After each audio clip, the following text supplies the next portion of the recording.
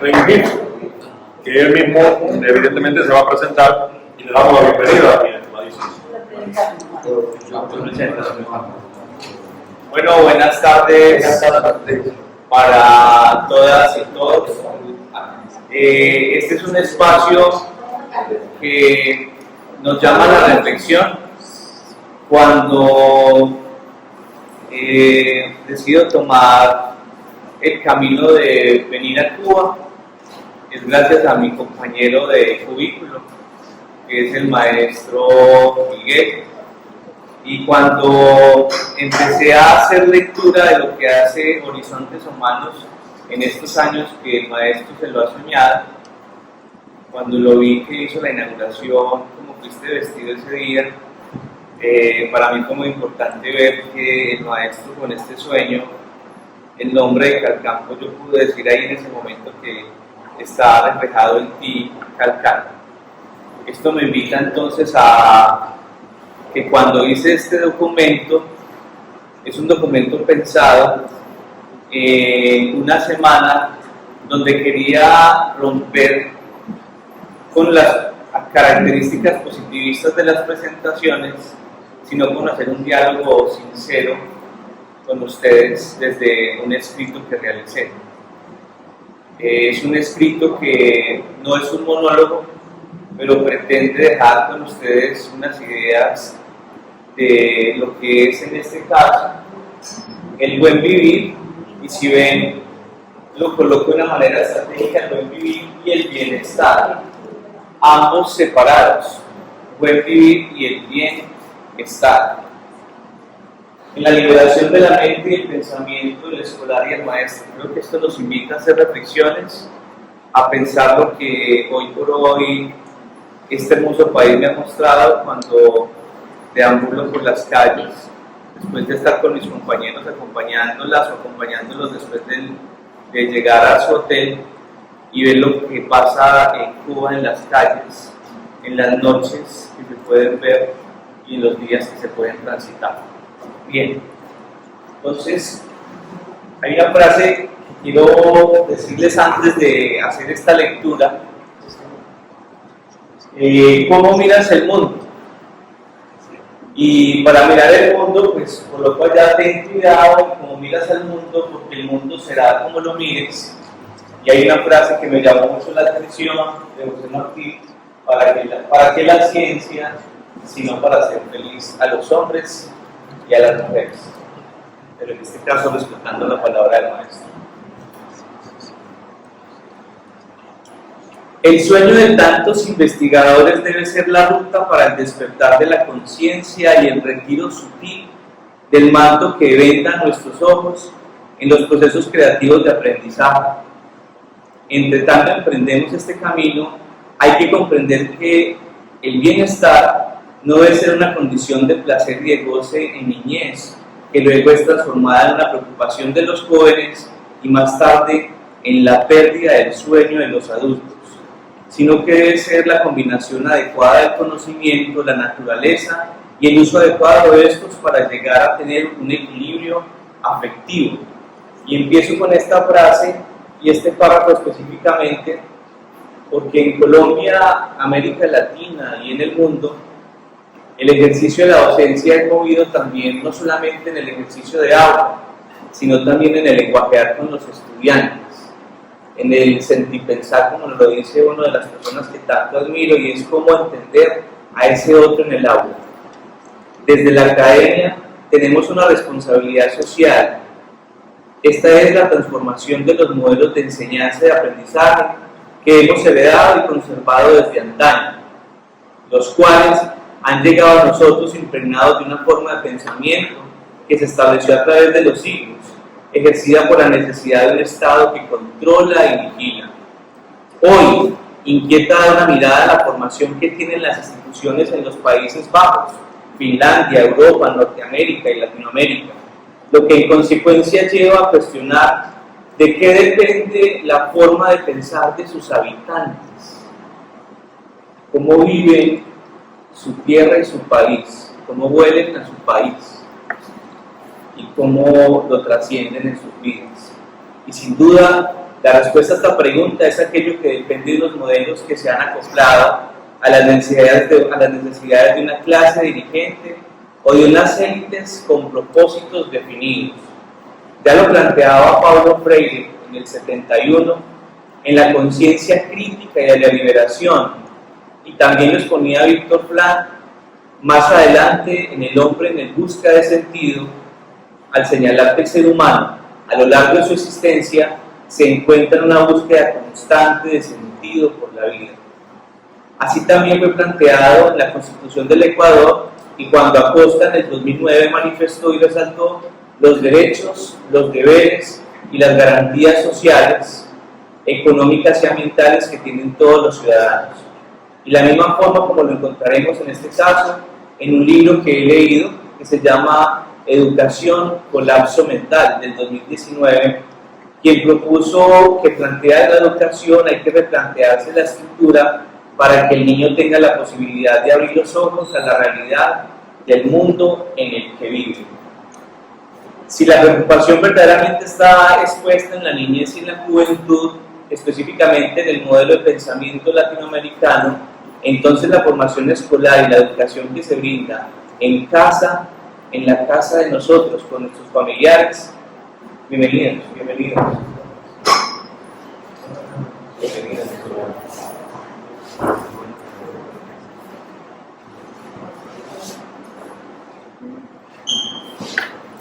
Si la preocupación verdaderamente está expuesta en el tema de la niñez y la juventud, específicamente en el modelo de pensamiento latinoamericano, entonces la formación escolar y la educación que se brinda en casa debe estructurarse en el sentir, en la intuición, en el percibir y en el pensar. Y para mí estas frases son significativas porque nosotros decimos que la socialización primaria está en casa, la secundaria está en el contexto, pero cuando hablamos de que en casa tú puedes hablar del sentir, de la intuición, el percibir y el pensar, es lo que nos lleva a pensamientos de acogida, de entendimiento del otro en casa. Esto no me lo invento yo, lo plantea Jung en el 2018 en una lectura de una persona de una investigación que hizo. Y así mismo lo cita él, y así mismo la persuasión de Aristóteles y la educación liberadora de Paulo Freire nos da estas ideas estratégicas. Una vez conseguidos estos propósitos, tanto el maestro como el niño en la juventud entramos a ser sujetos y objetos de desarrollo del conocimiento, tal y como lo señalaba Hesse, y también el pensamiento como lo indicaba Freud. Así lograremos en una liberación del niño y el joven para que cuando ambos sean adultos no se sientan en una cárcel y un oscuro rincón como lo describió Nietzsche en el más allá del bien y del mal. Ese camino a la conciencia que propongo implica la capacidad de estructurar la voluntad, el carácter y el temperamento en el niño para que se sepa controlar la persuasión, lo que lleva por el bien o por el mal camino más tormentoso a cualquier ser humano. Es así como podemos modelar un mundo posible, aquel que planteó Leonardo desde el buen vivir, implementando la política pública y la sensibilidad humana para recorrer el camino del corazón y describir virtudes, cualidades y talentos. Muchas veces en el aula entendemos que lo que nos proponen los estudiantes, bien sea de pregrado, posgrado, inclusive a nivel escolar, muchas veces pensamos en lo que es la falencia y la dificultad que le hace falta al estudiante, pero no miramos las cualidades y las virtudes que pueda tener ese otro. Dicho lo anterior, es necesario entonces cuestionar cómo lograr que estos procesos constructivos se puedan entender en lo que pasa en la educación, en el docente, en el estudiante. Según lo señalado por Fromm, es a través de la concientización que requiere la razón y la imaginación para entender este entramado. Al contar estas herramientas durante su desarrollo, el niño mirará la posibilidad de tener una estabilidad emocional autónoma que conduce al amor por la vida como propósito e hilo conductor, No se trata pues de regresar al modelo educativo cognitivo y bancario, porque allí se llegaría a lo que Freire nos dice, llamó al ser en este caso condicionado y determinado. Por tanto, la transformación debe plantearse desde la pedagogía del oprimido, que nos llevará a la pedagogía de la autonomía y la esperanza, soportando en el manejo del consciente y del inconsciente. Así, tanto el maestro como el niño romperán el miedo a la libertad expuesto por Fromm y emergerá la educación emancipadora, crítica y curiosa que nos pone en la cima del verdadero conocimiento. Es por esto que, por la definición de bienestar y del buen vivir, resulta tan compleja, porque cuesta trabajo pensar la realidad y aún más difícil es aceptar aquella realidad que descubrimos sin el velo en los ojos cuando dejamos atrás lo que nos han contado. Soy consciente y comprendo que esta realidad por descubrir nos pone ante toda una incertidumbre que produce dolor y angustia, pero es una realidad que debemos comprender con carácter, porque refuerza la condición humana de ser racional y autoconsciente, porque configura el logro de proyectos vitales, el cual otorga y construye sentido. En ese camino son más las premisas y en este caso las formas acercadas de decir de las palabras de Freire para alimentar este camino pedregoso. Ayudo a superar la ignorancia cuando supero la mía. Ello motiva mi interés, porque todos nos preocupemos si será la concientización el camino al bienestar, al buen vivir y al amor por la vida. Y yo me planteaba un objetivo sencillo en esta lectura y en esta forma de entender lo que se pasa en el aula, con el docente y con el estudiante. Y es cómo analizar y comprender el cómo el buen vivir y el bienestar son las llaves para el despertar conciencia como proceso de liberación y fortalecimiento del amor por la vida. En Colombia, en Latinoamérica y en el mundo, nos duele cuando los estudiantes tienen dificultades, cuando nos plantean en un aula que no se sienten bien, que tienen hambre, que tu palabra al momento de estar en el aula te está diciendo, te quiero escuchar, pero mi vida, mi contexto me está presentando otra necesidad. ¿Cómo hacemos lectura de los sentidos de los estudiantes? Y viceversa, cómo también el docente puede estar en una situación difícil, emocional, laboral y personal. La escuela inquieta por el saber. Epistemológicamente, nos hemos propuesto explorar caminos que nos permitan darle sentido a la existencia, al buen vivir y al bienestar desde la niñez. Algunos hemos tratado de encontrar los caminos hacia la felicidad, estructurándolo en la educación, en un intento a la vez por tratar de entender esas palabras que culturalmente marcaron nuestra sociedad latinoamericana del siglo pasado, esas que confirmaron que solo a través de la educación se llega a la felicidad, pero que nos deja en este caso muchas dudas si se ha alcanzado la felicidad o no. En este punto y por lo anterior, es importante descartar el papel que han tenido varios investigadores y pensadores, y cómo hay que entender que cuando se destacan estos investigadores, como mis antecesores que estaban al momento de hacer la presentación, y ofrezco disculpas para la profe Ana y los que pusieron antes de mí, pero estaba haciendo una entrevista a una estudiante de la Universidad de La Habana. Ahora no me presentaba porque en esta lectura quise mostrar parte de lo que me gusta en lo que hago. Soy licenciado en filosofía y psicólogo y estoy actualmente haciendo mi doctorado en ciencias sociales, niñez y juventud,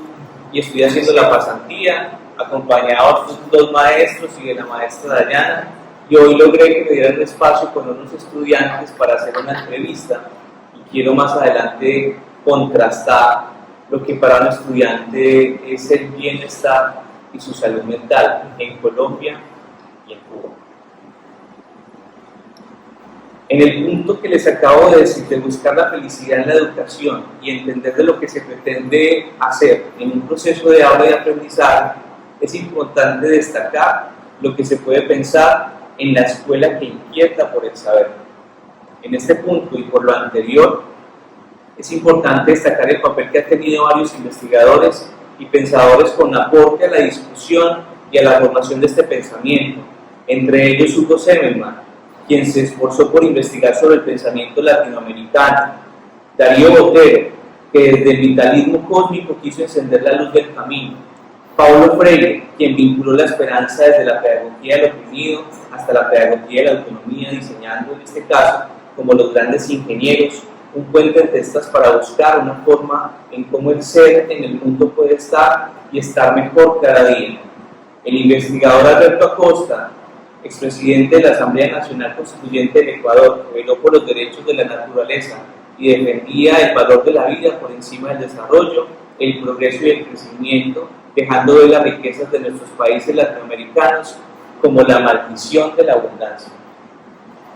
A partir de esos pensamientos, comprendo que es necesario reconocer las sabidurías emergentes en la región latinoamericana y resaltar las culturas ancestrales. Es por eso que en este caso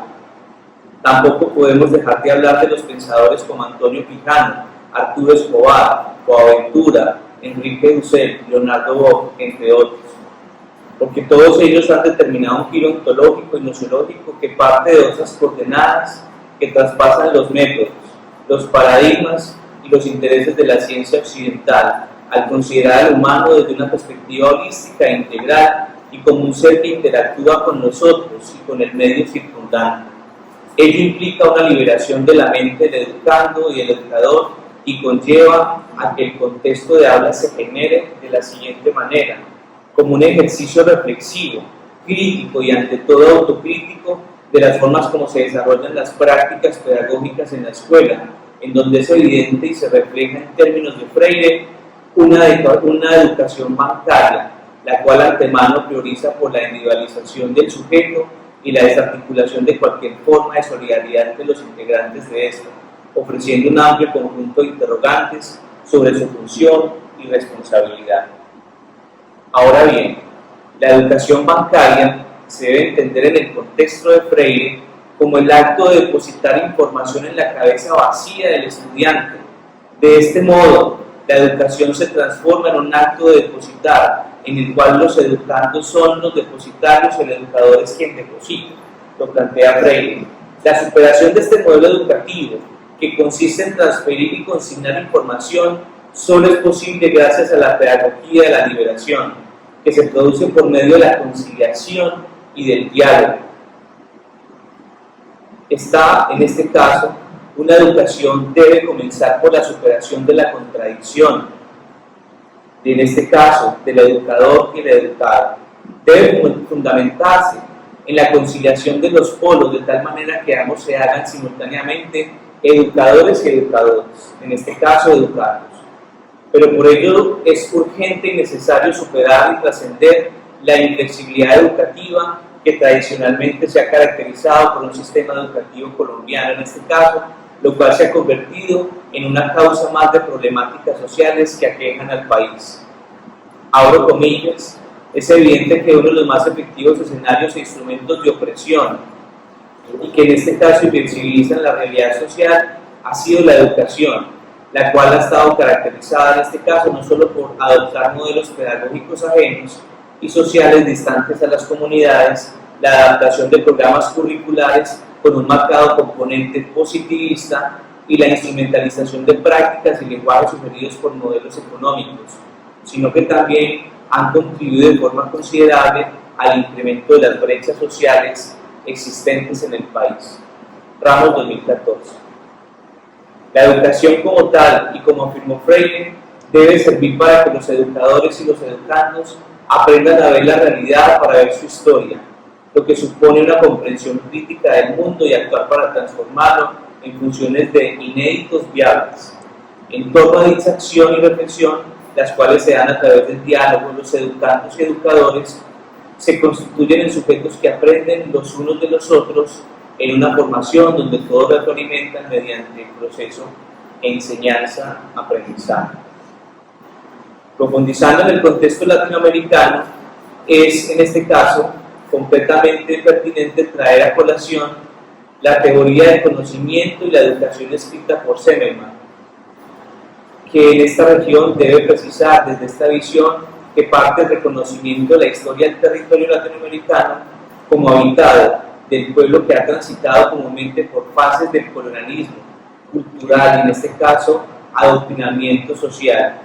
económico y político. Seligman consideró necesario recuperar la historia y partir de estos derroteros cognitivos alternativos al racionalismo, en este caso tecnocrático, que el capitalismo ha establecido como única forma de conocer y transformar el mundo, como lo dejó expreso en la siguiente cita. Lo que hace al hombre un ser histórico no es un entendimiento, es el conjunto de facultades que se relacionan en un momento del tiempo determinado de una manera. Si no se entiende eso, no hay frente a nosotros en ningún sujeto concreto. Y por lo tanto, el discurso de la pedagogía y la didáctica, por mucho que se llame a sí mismo discurso crítico, como podría ser el caso de la llamada didáctica crítica, si no es capaz de enfrentar al sujeto en su construcción histórica, no es nada. Lo anterior lleva a pensar y a repensar al ser humano desde el autorreconocimiento histórico de época, donde las experiencias significativas del aula y los contextos sociales, en especial los familiares, deben tomar alguna de las experiencias que se han mostrado con buenos resultados, a partir de las epistemologías del sur y de diálogos de saberes. En este caso, los principios de la filosofía del buen vivir me generaron un recuerdo hermoso del doctor Guillermo Rojas Piceno, quien en su libro La vida y sus encrucijadas en un camino para el buen vivir realizó una profunda reflexión sobre el sentido de la vida desde el saber sentir y la proyección de futuros posibles, viviendo cada momento y plenamente con un sentido trascendente en el aula, y lo visto normalmente aquello en la sociedad del mundo nos presenta como importante, en este caso, para dilucidar una forma de significativo práctico y actual el buen vivir en nuestro país, en Colombia. Cierro diciéndoles que entender este ejercicio de aula en procesos que nos mueven la vida nos ayudan a repensarnos como docentes y a entender los estudiantes. Pásala ahí. Y un pueblo feliz es aquel que tenga educado a sus hijos en trascendencia. Muchísimas gracias. Gracias a usted, estimado. Empieza. Bueno, entonces fíjense que ahora pasamos ya el tiempo de receso, por lo tanto vamos a hacer